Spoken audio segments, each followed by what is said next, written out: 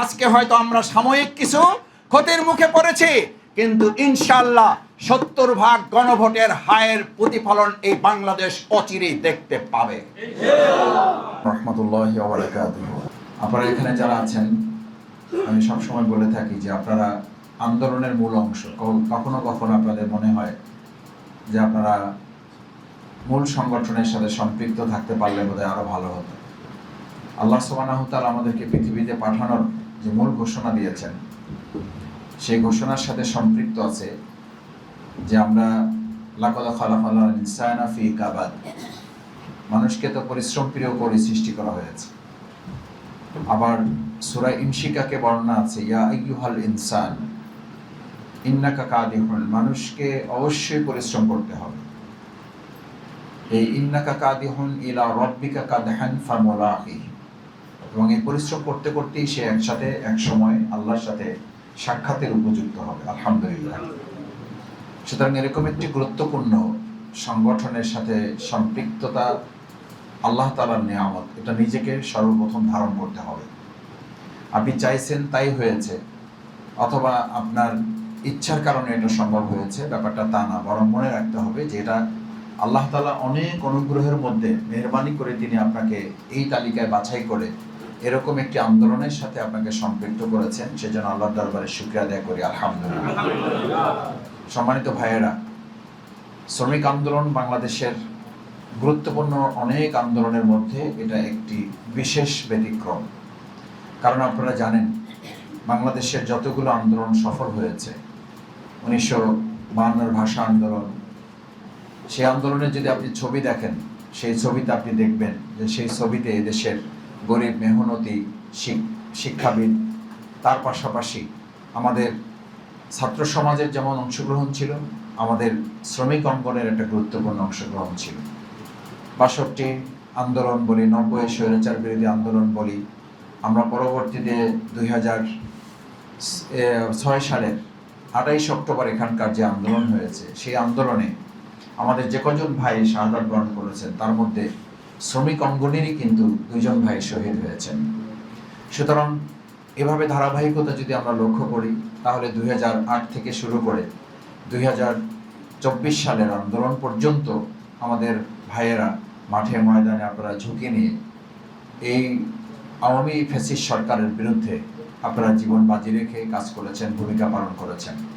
সর্বশেষ জুলাই আগস্টের গণ অভ্যুত্থানে ছাত্র, তরুণ, যুবক এবং রাজনৈতিক আন্দোলনগুলোর সাথে একেবারে খেটে খাওয়া একজন রিক্সা শ্রমিক শহীদের একটা কফিন কিংবা আহত একজন সন্তানকে যখন সে হসপিটালে নিয়ে যাচ্ছিল, সে ধরে নিয়েছিল এটা আন্দোলনের কোনো কর্মী, কিন্তু একটা পর্যায়ে সেই রিক্সা শ্রমিক জানতে পারে যে শুধু আন্দোলনের কর্মী না, এটা তার নিজের সন্তান।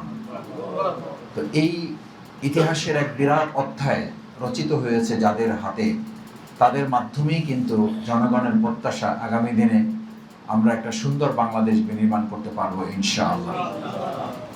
আমি লক্ষ্য করে দেখেছি আমাদের যত শহীদ হয়েছেন, আহত হয়েছেন, পঙ্গুত্ব বরণ করেছেন, যারা জুলাই যোদ্ধা হিসাবে ভূমিকা পালন করেছেন, আমি আপনাদের প্রতি কৃতজ্ঞতা জ্ঞাপন করি যে আপনাদের এই জায়গা থেকে একেবারে নিরেট কেউই আমাদের রাজনৈতিক আন্দোলনে যারা ভূমিকা পালন করেন, স্বাভাবিকভাবেই তাদের কারো কারো টার্গেট থাকে, সে মেম্বার হবে, সে চেয়ারম্যান হবে, সে ওয়ার্ড কাউন্সিলর হবে, সে মেয়র হবে, সে এমপি হবে, মন্ত্রী হবে।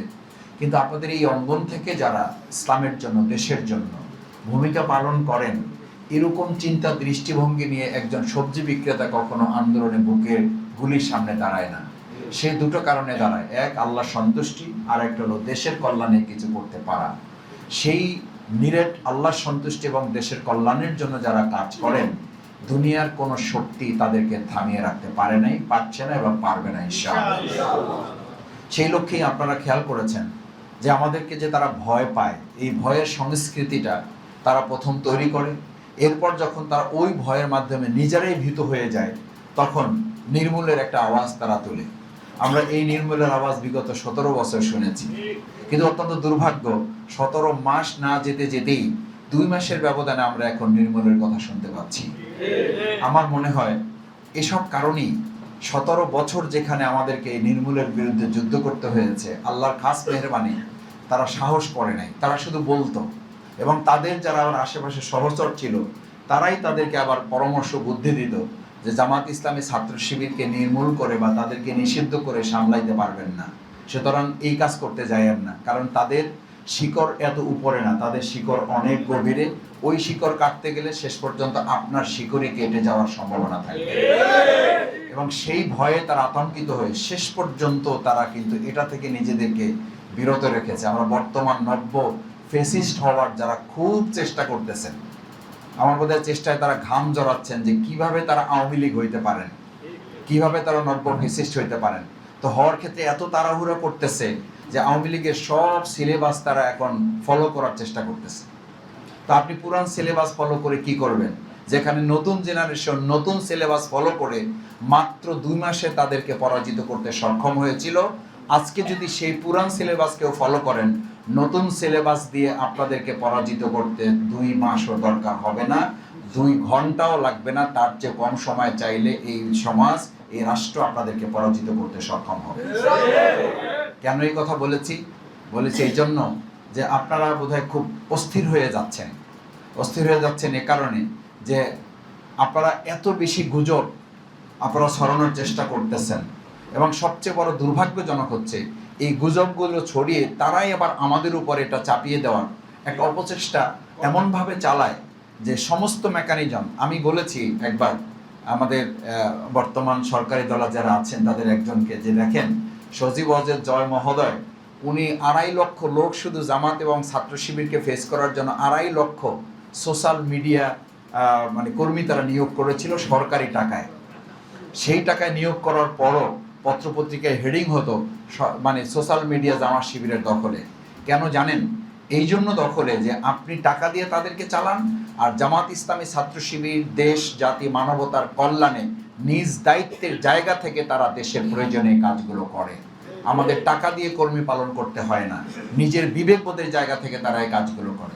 আমরা কিন্তু এটাও জানি সজীব ওয়াজেদ জয়কে অনুসরণ করে বর্তমান সময়ে কেউ কেউ বিল্ডিং ভাড়া নিয়ে জামাত ইসলামী এবং ছাত্র শিবিরকে ফেস করার জন্য আপনারা বিরাট বিরাট টিম তৈরি করেছেন এবং আমাদের বিরুদ্ধে অপপ্রচারের একটা বড় বড় কারখানা আপনারা তৈরি করেছেন। কোনো লাভ হবে না। 2.5 লাখকে জামাত ইসলামী মোকাবেলা করতে পারলে আপনাদেরকে মোকাবেলা করা সম্ভব হবে ইনশাআল্লাহ।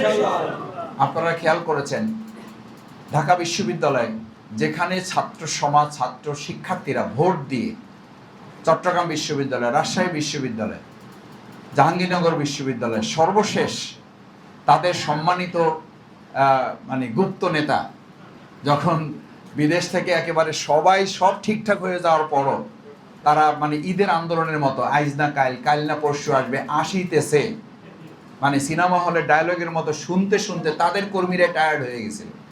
এই যে আসিতেছের উপরে, এখন তো আর সিনেমার হয় না, একসময় সিনেমার হইতো, মাইকে আপনারা শুনতেন না আসিতেছে। এই আসিতেছে নেতার কথা শুনতে শুনতে যখন লোকেরা টায়ার্ড হয়ে গেছে, তারপরে আমরা তার কাছ থেকে শুনতে পেলাম যে আমরা বললেও হবে না, ওনাকে আর এক জায়গার সাথে আলাপ করে তারপরে দেশে আসতে হবে। এটা নিশ্চিত করে বলা যায় যে যেই জায়গার সাথে আলাপ করে উনি এসেছেন বাংলাদেশে, সেই জায়গার কথা অনুযায়ী এখন তিনি বাংলাদেশ পরিচালনা করছেন। আমি ওনাদের 2-4 জনের সাথে কথা হয়, মুরব্বী, আমি বলি যে ভাই বা মুরব্বী জিজ্ঞেস করি যে কি খবর, যে এখানে তো একসাথেই ছিলাম, স্বাস্থ্যের অবস্থাও তো ভালো না, আলহামদুলিল্লাহ সংসদ সদস্য হয়েছেন, একেবারে কোনো কথাবার্তাই বলতেছেন না, চুপচাপ এসে বসে থাকতেছেন। বলে যে মাসুদ বহু কথা আছে, বলা যায় না, বলা যাবে না, আসি আল্লাহ বাঁচায় রাখছেন, দোয়া করো, দেখা যায় কি করা যায়। আপনারাও তো সংসদে খেয়াল করেন না? এই সমস্ত মুরব্বীদেরকে একটা সাইড করে রেখে দেওয়া হয়েছে। তারাও 2-4 জন যা বলে পুরাটা বলে না, আমি যতটুকু বুঝতে পারি তারাও এটা বিশ্বাস করেন যে তিনি যাদের সাথে আলাপ করে দেশে ফিরেছেন তাদের কথায় মন্ত্রী পরিষদ করার কারণে এই সমস্ত অভিজ্ঞ মুরব্বীজনকে তারা কাজে লাগাইতে সক্ষম হন নাই। যাদেরকে তারা কাজে লাগাচ্ছেন তারা বক্তব্য দিতে গিয়ে আগে 2 মিনিট 5 মিনিট কথা বলেন, 5 মিনিটের মধ্যে 4 মিনিট 59 সেকেন্ড শেষ হয়ে যায় শুধু ওই নেতাকে খুশি করার জন্য। আজকে তো আলহামদুলিল্লাহ আমি খেয়াল করলাম যে আমার কথা সত্য, আমি এই কথা বহু আগে মতিঝিলে বলেছি যে নেতাকে খুশি করার জন্য কথা বলতে গিয়ে ইতিপূর্বে আমাদের এই সংসদের হাজার হাজার কোটি টাকা আমাদের এই জনগণের রাজস্ব খরচ করা হতো। আজকে মাননীয় চিফ হুইপ মহোদয় উনি দাঁড়িয়ে ওনাদের বক্তা খুঁজে পাচ্ছেন না, তো বক্তা খুঁজে যারই দেওয়া হয় বলে যে উনি অসুস্থ, আর একজনকে দেওয়া হয় বলে যে উনি আজকে কথা বলতে চাচ্ছেন না। স্পিকার বলে যে আপনি কি আজকে একটু বলবেন, বলে যে না আমাকে পরের দিন দিলে ভালো হয়। এরপর শুরুতে মন্ত্রী একজনও খুঁজে পাওয়া যাচ্ছে না, স্থগিত করে দেওয়া হয়েছে, জনগুরুত্বপূর্ণ আলোচনা স্থগিত, নাই কেউ। এক পর্যায়ে উনি দাঁড়িয়ে বলতে বাধ্য হলেন সন্ধ্যার বা আসরের কোন ফাঁকে মাঝখানে যে মাননীয় স্পিকার, আসলে আমাদের সংসদীয় দলের প্রধান নেতা সংসদে নাই, তো এই জন্য কেউ কথা বলতে আগ্রহ প্রকাশ করছেন না। সবাই মূলত প্রধান মানে সংসদীয় প্রধান ব্যক্তিকে কথা শোনাতে চায়, মানে তাকে খুশি করাটা হলো তাদের মূল টার্গেট। জনগণের কথা যদি বলতে চায় তাহলে প্রধান নেতা আছে না নাই এইটা তো মূল উদ্দেশ্য হওয়ার কথা না। এর দ্বারা বোঝা যায় তাদের কথা জনগণের জন্য না, তাদের কথা হইলো তাদের প্রধান নেতাকে খুশি করা। এই জন্য আমরা বলেছিলাম তেলের সংকট পাম্পে তো হবেই, কারণ সব তেল তো গিয়ে জমা হয়েছে সংসদে, যার কারণে তেল তো ওখানে পাওয়া যায় না। এটার বাস্তব প্রতিফলন আজকে মাননীয় চিফ হুইপ প্রকাশ করে দিয়েছেন যে আসলে প্রধান নেতা আমাদের এখানে নাই, তো যার কারণে ওনারা কথা বলতে আকর্ষণ বোধ করছেন না।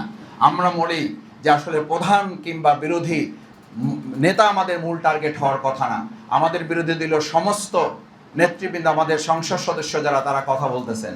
কথা বলতে বলতে এক পর্যায়ে যখন বলেন যে আমাদেরকে 2 মিনিট টাইম দেন, টাইম দিতে চান না, 1 মিনিট দেন, 5 মিনিট চাইলে 2 মিনিট দেন, আর ওনাদেরকে চাইলে ওনারা না চাইলেও বলে যে আপনি কি আরো বলতে চান, জিজ্ঞেস করে আপনি কি আরো বলতে চান, তো উনি চায় 2 মিনিট, ওনারে দেয় 5 মিনিট, এর মধ্যে 1.5 মিনিট রাইখে উনি বসে পড়েন, কারণ বলার কিছু নাই, কি বলবেন। আরো 1-2 জনকে আমি জিজ্ঞেস করেছি যে কি ব্যাপার, কথাবার্তা বলেন না, কয় ভাই কথা তো বলা যায় বিরোধী দলে থাকলে, সরকারি দলে থাকলে এর কথা বলা যায়, কি করবে বিপদে পড়ছি, কথা তো বলা যায় না, বহু কথা আছে কিন্তু বলা তো যায় না।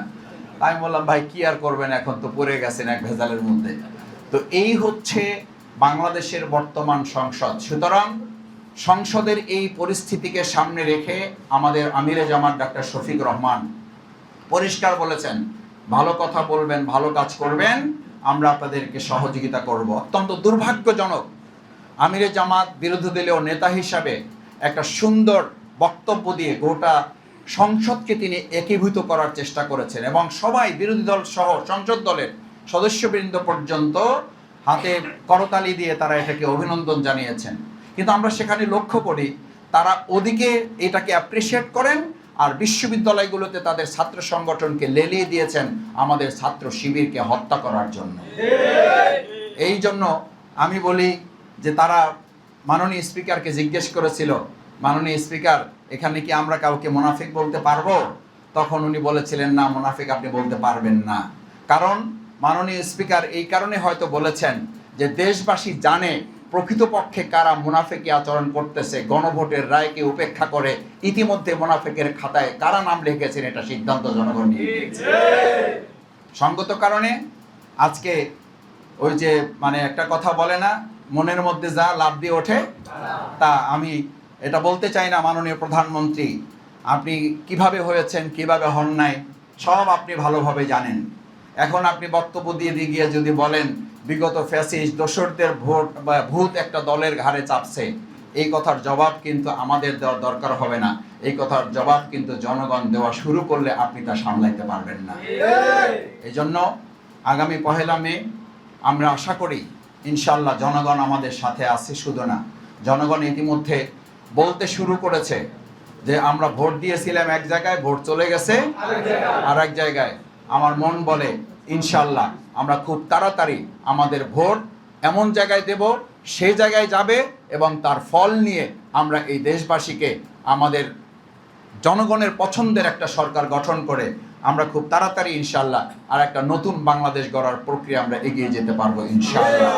সেই লক্ষ্য নিয়ে সবসময় শ্রমিক অঙ্গন যেমন ভূমিকা পালন করেছে, 1 মে আপনারা তারা যারা অন্যান্য দলগুলো যখন আমরা দেখতাম প্রেস ক্লাবে প্রোগ্রাম করতেছে, অন্যান্য দলগুলো দেখতাম রাস্তায় তারা বিরাট সমাবেশ করতেছে, অন্যান্য দলগুলো দেখতাম তারা সেমিনার করতেছে, শুধুমাত্র কেবলমাত্র এবং একমাত্র এই বাংলাদেশ শ্রমিক কল্যাণ ফেডারেশন পুলিশ, র্যাব, আর্মির সাথে লড়াই করে আপনারা রাজপথে প্রোগ্রাম বাস্তবায়ন করেছেন।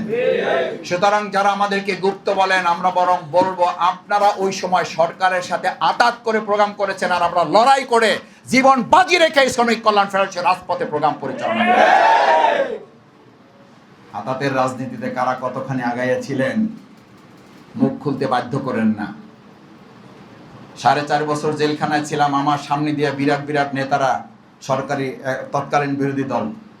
আমি বললাম, ভাই ঘটনা কি? আমি তো শফিকুল ইসলাম মাসুদ, আমি একটা মহানগরী প্রচার সম্পাদক, তখন প্রচার সম্পাদক, পল্টন থানা থেকে কেবল আসছি, আমারে বের হইতে দেয় না। আর আপনারা দেখি মানে 100-150 মামলা জামিন করে বের হয়ে চলে যেতেছেন, কোনো অসুবিধা হইতেছে না। আর আমার প্রথমত হলো রিমান্ডই শেষ হয় না, মামলা তো পরে, রিমান্ডই শেষ হইতেছে না। এরপরে জামিন করি, আবার স্টে হয়ে যায়, আবার জামিন করি, আবার স্টে হয়ে যায়। তখন ওনাদেরই একজন বলছিল যে, মাসুদ ভাই বের হইতে হলে একটু লাইন টেন করে বের হইতে হবে। এই কারা বলেছিল যদি প্রয়োজন হয় এক সময় কিন্তু আমরা রাজপথে তাদের নামও বলে দেব। আমাদেরকে গুপ্ত বলেন। মার্চ ফর ডেমোক্রেসি প্রোগ্রামের জন্য এই ঢাকায় স্থান নির্ধারণ করা ছিল, কে কোথায় দাঁড়াবে এবং কে কোথায় পরস্পর সমন্বয় করবে। সকাল 5টার পর থেকে একজন নেতারও ফোন খোলা পাওয়া যায় নাই যাদের সাথে কথা বলা যাবে। গুপ্ত কারা, এসব আলোচনায় আমাদেরকে বাধ্য করেন না। জেলখানায় হঠাৎ দেখতাম কিছু নেতারা আবার সিজনাল মানে আসামি হয়ে যেত। সিজনাল আসামি বুঝেন? কর্মসূচি ঘোষণা হইলে ওনারা জেলখানায় চলে যেতেন। আমি ওনাদের 2-4 জন নেতার সাথে কথা বলতাম, ভাই ঘটনা কি? কর্মসূচি হওয়ার সাথে সাথে ওনারা অ্যারেস্ট হয়ে যান। কয় মাসুদ ভাই ওনারা অন্য সময় অন্য জায়গায় থাকে, যেই কর্মসূচি আসে তখন ওনারা বাসায় থাকে, এবং ওনাদের সাথে যারা পাইক পেয়াদা থাকে তারা আবার ফোন করে বলে দেয় স্যার বাসায় আছে। কি করেন আপনারা? তা আমি আবার দেখি যে ওনারা সোজা গিয়ে মানে জেলখানায় ঢোকার পরে আল্লাহর খাস মেহরবানি ওখানে আবার লাইন করা আছে। ওনারা গিয়ে কখনো ওই মানে ঢুকতে হয় না, সেলে ঢুকতে হয় না, ওয়ার্ডে ঢুকতে হয় না, ডাইরেক্ট কোনটা হসপিটালে ঢুকে যান। শুধু হসপিটালে ঢুকে যান না, মেডিকেলে ঢুকে যান না, মেডিকেল থেকে আবার বাইরের মেডিকেলে ঢুকে যান। আমি বললাম, ভাই পারেন কি করে? কয় মাসুদ ভাই সবই আল্লাহর ইচ্ছা, লাইনের ব্যাপার, সব লাইনের ব্যাপার। এই লাইন করে যারা চলেছেন, জামাত ইসলামী ছাত্র শিবিরকে গুপ্ত বলার ক্ষেত্রে 1 লক্ষ বার যদি চিন্তা না করেন, জনগণ শুধু এটার জবাব দেওয়ার জন্য এক রাজাকারের কারণে আওয়ামী লীগের পতন হয়েছে, আর গুপ্ত বলার কারণে আপনাদের পতন অনিবার্য হবে। শফিকুল ইসলাম মাসুদ খুব ছোট মানুষ, এই ঢাকা সিটিতে বহু কিছু দেখার সুযোগ আল্লাহ তাআলা আপনাদের কাছ থেকে দেখার সুযোগ করে দিয়েছে। বক্তব্য দিতাম আপনাদের মঞ্চে, জোটের মঞ্চে, আপনারা পিঠে থাপড় দিয়ে বলতেন মাসুদ আজকে গরম একটু কম হয়েও, কারণ আলোচনা করে প্রোগ্রাম নিছি তো, বুঝছেন? পিঠে থাপড় দিয়ে আমাদের থামাই দিত, আজকে গরম একটু কম হয়েও, কারণ আলোচনা করে প্রোগ্রাম নেওয়া লাগছে। আমাদেরকে কথা শুনতে হয়েছে। আমাদেরকে গুপ্ত বানানোর জন্য আপনাদেরও ষড়যন্ত্র ছিল। পুলিশকে আপনারা বলতেন জামাতকে সাথে নিয়ে হইলে অনুমতি দিবেন না, আপনারা বলবেন জামাত ছাড়া হইলে অনুমতি দেব, এবং একটা পর্যায়ে আপনারা আমাদেরকে গুপ্ত বানানোর ষড়যন্ত্র আপনারাই করেছিলেন। মনে নাই? আপনাদেরকে বলে নাই? ভাই আমাদের হইলে অনুমতি দিবে, আপনাদের সহ দিবে না। কেন দিবে না আমাদের সহ? এটা প্রশাসনের কথা ছিল না, এটা ছিল আপনাদের পাকানো ষড়যন্ত্র। আপনাদের টার্গেট ছিল জামাত ইসলামী, ছাত্র শিবির, এদেরকে নিয়ে প্রোগ্রাম করলে যেভাবে সরকারের পতন হবে আপনারা সেভাবে সরকারের পতন চান নাই।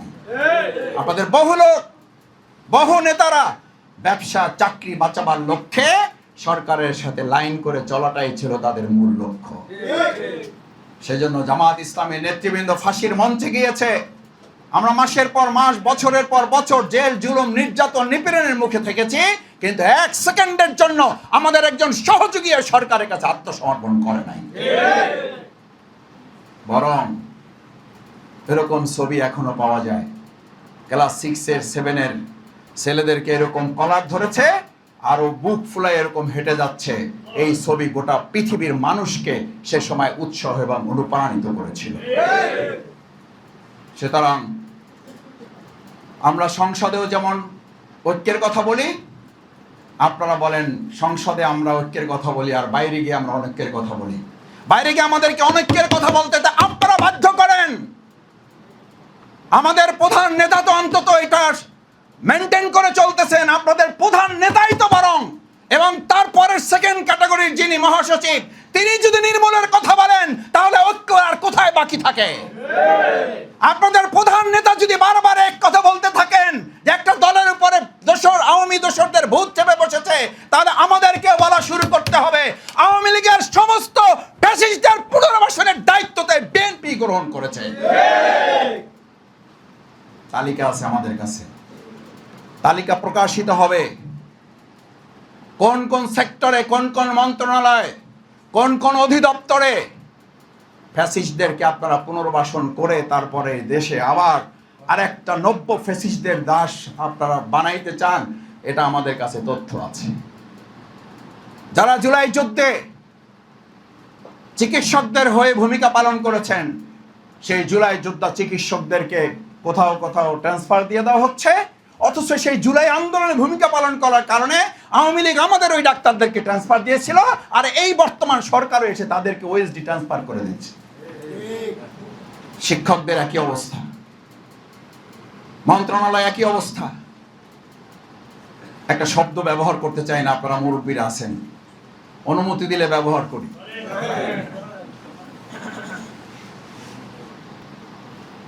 শব্দটা কি? এটা আমার শব্দ না, এটা কোট আনকোট বলতেছে একজন ব্যক্তির, ভাষা শিল্প একজন।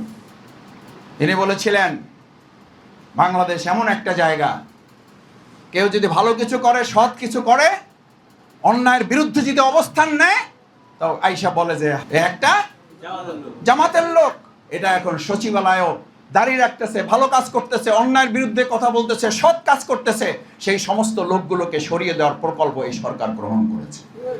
তার মানে বোঝা যায় তারা দুর্নীতির লাগাম টানবেন এটা মুখে বলেন, বাস্তবে তারা দুর্নীতির লালন পালন করার জন্যই ভালো ভালো অফিসারদেরকে তারা সরিয়ে দেওয়ার পরিকল্পনা গ্রহণ। কারণ কি জানেন তো? ওই যে আমি তো আসি নাই, আমাকে তো আলাপ করে আসতে হয়েছে। ওই এক আলাপ আমাদেরকে এই জায়গায় দাঁড় করাইয়ে দিয়েছে। সম্মানিত শ্রমিক নেতৃবৃন্দ, এই সমস্ত বিষয় আপনাদের সামনে রাখতে হবে। আজকে শ্রমিকদের প্রত্যেকটি জায়গায় আপনাদের নিজেদের ক্ষেত্রগুলো আপনারা নিজেরা খেয়াল করছেন।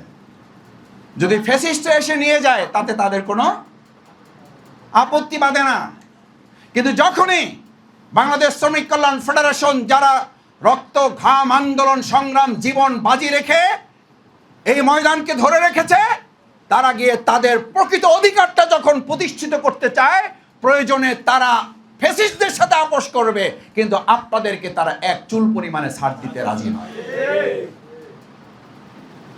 কারণ কি? তাহলে আপনারা কিসের ঐক্যের কথা বলেন? অথচ আপনাদের বক্তব্যের মধ্যে তো আপনাদের প্রধান নেতা পরিষ্কার একটা কথা বারবার বলতেন, আপনারা যদি সুযোগ পান তাহলে আপনারা একটা জাতীয় সরকার করবেন। কোথায় সেই জাতীয় সরকার? আপনারা আমাদেরকে লোভ দেখানোর জন্য ডেপুটি স্পিকার দিতে চেয়েছিলেন। আমরা শহীদ আহত জুলাই যোদ্ধাদের সাথে আমরা বেইমানি করি নাই, আমরা বেইমানি করব না। কারণ আমরা বলেছি শুধু ডেপুটি স্পিকার এরকম দুই একটা দিয়া বিষয় দিয়ে আমাদেরকে আপনারা মাথা নোয়াতে পারবেন না।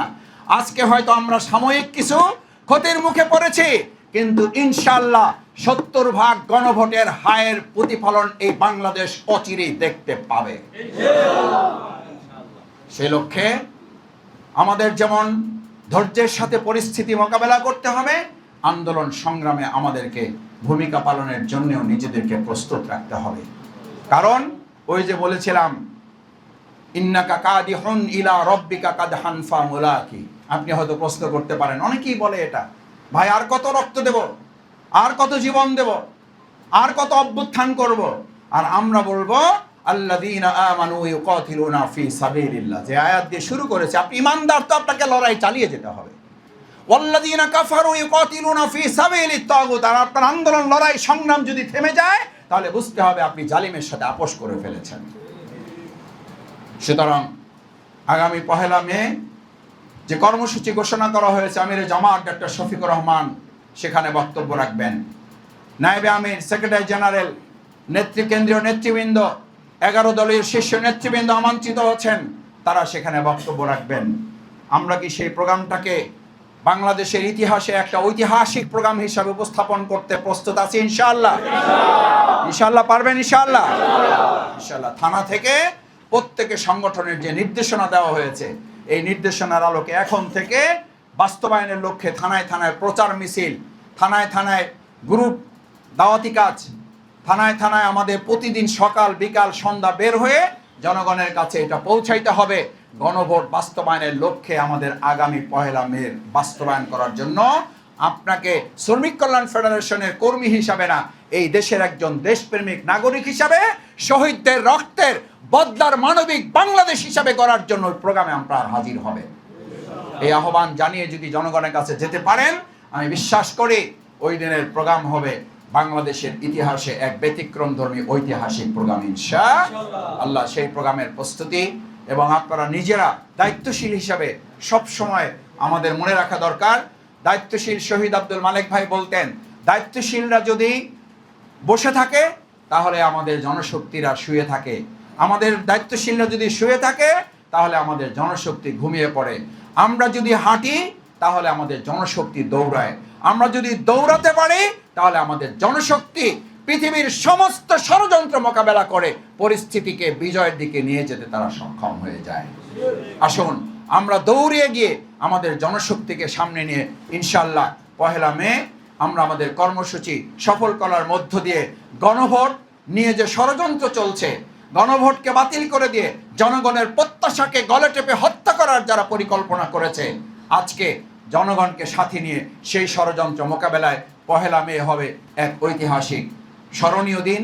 সেই স্মরণীয় দিনে আমরা সবাই সামিল থেকে ভূমিকা পালন করব, সেই প্রত্যাশা ব্যক্ত করে সবাইকে ধন্যবাদ জানিয়ে আমার কথা শেষ করছি। আল্লাহর কাছে আমরা সাহায্য চাইব। আল্লাহ সুবহানাহু ওয়া তাআলা যেন আমাদের ত্রুটি বিচ্ছুতি মাফ করে দিয়ে আমাদের এই প্রিয় মাতৃভূমি বাংলাদেশের শ্রমিক কল্যাণ ফেডারেশনকে একটা ঐতিহাসিক ভূমিকা পালন করার তৌফিক দান করেন। আমিন। আসসালামু আলাইকুম ওয়া রাহমাতুল্লাহি ওয়া বারাকাতুহু।